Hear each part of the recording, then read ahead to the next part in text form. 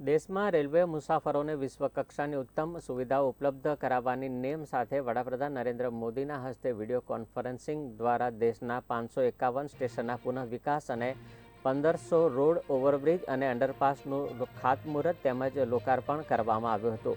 વિશ્વના સૌથી મોટા રેલવે સ્ટેશન પુનઃ વિકાસ કાર્યક્રમ હેઠળ આજે જૂનાગઢ જિલ્લાના માળિયાહાટીના રેલવે ફાટક પાસે અંડરપાસનું પણ ઈ-લોકાર્પણ કરવામાં આવ્યું હતું। માળિયાહાટીના રેલવે ફાટક પાસે અંડરપાસનું લોકાર્પણ થતાં ટ્રેનોની અવરજવરથી ફાટક બંધની સમસ્યાનો અંત આવશે। આ પ્રસંગે ઉપસ્થિત મહાનુભાવોનું રેલવે વિભાગના અધિકારીઓ દ્વારા પુષ્પગુચ્છ આપી સન્માન કરવામાં આવ્યું હતું। સાથે જ આ દરમિયાન સ્કૂલના વિદ્યાર્થીઓ દ્વારા સાંસ્કૃતિક કાર્યક્રમ પણ યોજવામાં આવ્યો હતો। આ પ્રસંગે સ્થાનિક આગેવાનો, મામલતદાર, તાલુકા વિકાસ અધિકારી સહિત ગ્રામજનો ઉપસ્થિત રહ્યા હતા। श्री आदरणीय नरेंद्रभाई मोदी द्वारा 554 रेलवे स्टेशनों और 1500 आरओबीનું अनावरण शिलान्यास કરવામાં આવેલું। તેમાં માળિયાહાટીના સ્ટેશન પણ સામેલ હતું। તેમાં 110 નંબરના આરયુબીનું પણ આજે જનતાને સમર્પિત કરવામાં આવ્યો।